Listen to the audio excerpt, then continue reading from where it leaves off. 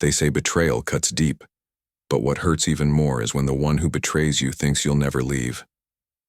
My name is Ethan, and for the past 15 years, I dedicated my life to my wife, Jessica.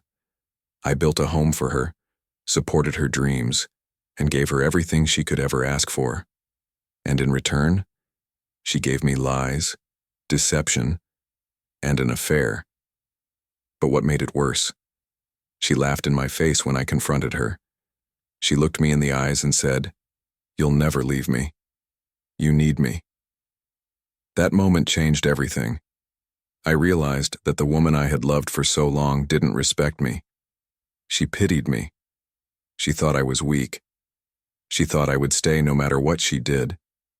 But she had no idea who she was dealing with. I didn't just leave her. I made sure that the day I walked out of her life would haunt her forever. This is the story of how I turned her arrogance into her biggest regret.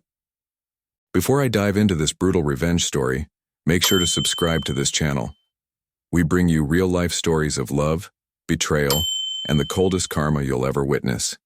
If you enjoy satisfying revenge stories, hit that subscribe button now. Now let's begin. I met Jessica when we were both in our 20s. She was the kind of woman who could turn heads in any room. Charming, beautiful, confident. I fell for her instantly. We got married young, built a life together, and for a long time I thought we were happy. I worked long hours to provide for us, moving up in my career so we could afford a beautiful home, vacations, and a comfortable life. Meanwhile, Jessica decided to pursue her passion for art.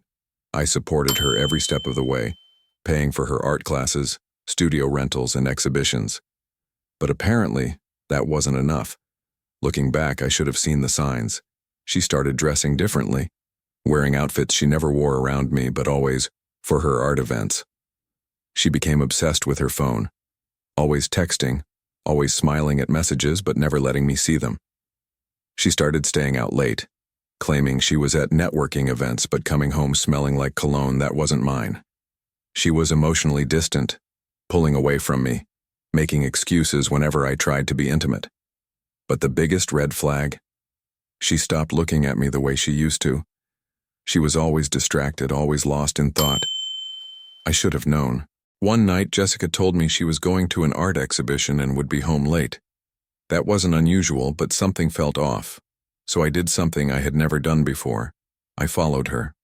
I drove to the exhibition, parked outside, and watched as she walked inside. But instead of going to the gallery, she went straight to a hotel across the street. My heart was pounding. I didn't want to believe it, but I had to know.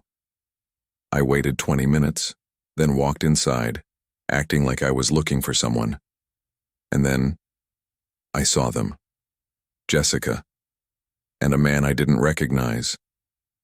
Sitting at the hotel bar, holding hands, laughing, leaning into each other like teenagers. I felt my stomach drop. But I didn't confront her. I took pictures. I recorded everything. And then I walked out. I wasn't going to argue. I wasn't going to beg. I was going to destroy her. I waited until the next morning. Jessica walked into the kitchen acting like nothing had happened.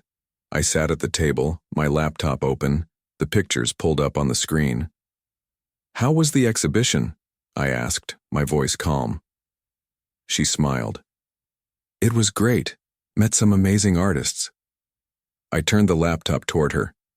"Did you meet them at the hotel bar too?" Her face went pale.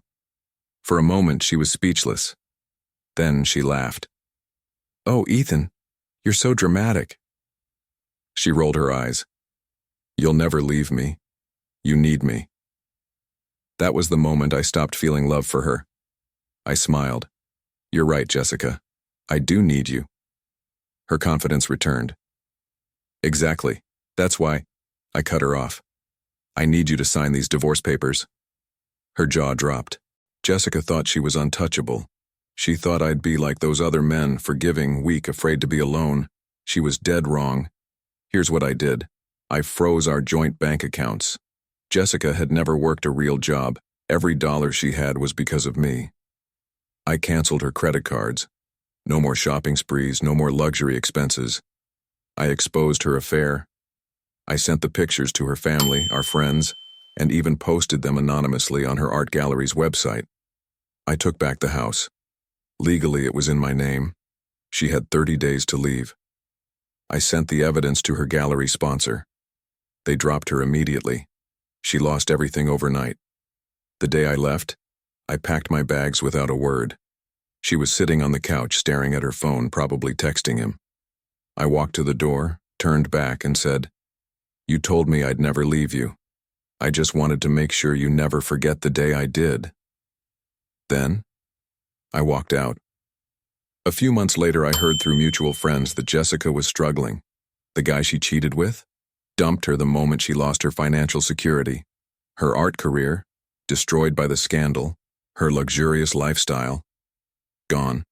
She called me once, begging, "Ethan, I made a mistake. Please, can we talk?" I smiled. "No, Jessica. You made your choice. Now live with it." And then, I blocked her. Closing message.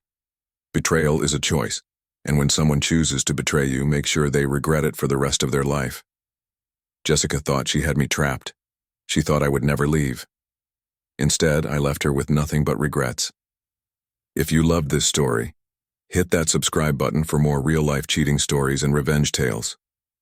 Because sometimes, the best revenge is letting them suffer in their own mistakes.